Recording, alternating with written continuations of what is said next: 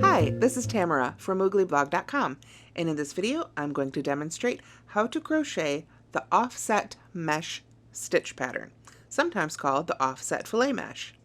I'll be using Lion Brand's Vanna's Choice and a furls hook in the size K. Let me set this aside and show you a finished swatch that features the offset mesh. You can see, if you've got an experienced eye for crochet, that it's a series of double crochets and chain ones with the next row being worked in the chain space. It's a very simple pattern. It makes a nice mesh, especially if you work it with a bigger hook than the yarn calls for. You can get a really nice light drapey fabric.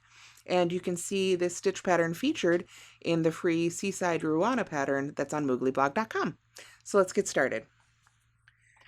To make this stitch, you'll begin with an odd number of chains. Sorry about that, my yarn got caught here. There we go. So I'm going to put my hook right back in my loop. Whenever you put your hook back in a loop that you've pulled it out of, make sure that the part that moves of that loop is in front, facing you. See how the one in front moves there? That's the one we want. So I know my hook's in there the right direction. So as I said, we start with an odd number of chains. Here I've got a chain of 15.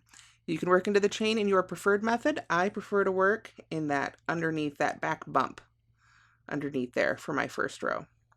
So to begin, I know I'll be making a double crochet, so I'm going to go ahead and yarn over, but first I'm going to count out 6 stitches that I'm going to skip. I'll be skipping the 6 chains closest to the hook. So 1, 2, 3, 4, 5, and 6. So I'm going to skip all of those and go into the one after that. Now, that's a double crochet right there. The 6 chains that I've skipped count as a skip one, a double crochet, and a chain one, like so. There we have it. All right, now we begin the regular stitch pattern. So I'm going to chain one, skip the next one, and double crochet in the stitch after that. And that's our repeat for the first row. We chain one, skip one, and double crochet in the next stitch. And we're going to continue that all the way across.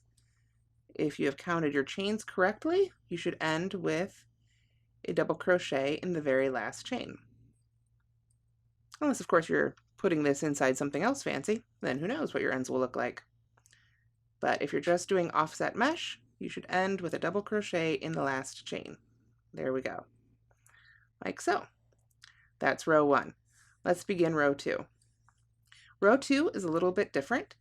I'm going to chain 3, which counts as our first double crochet, like so.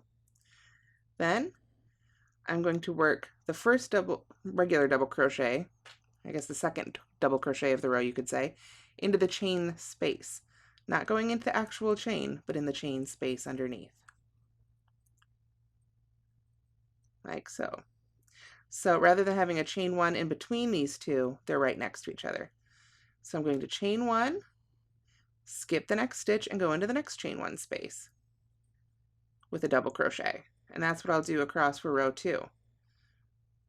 Chain one, skip the stitch, and work into the chain one space. And we do that all the way across so that when we come here to the end, you can see we've got our 6 that we skipped.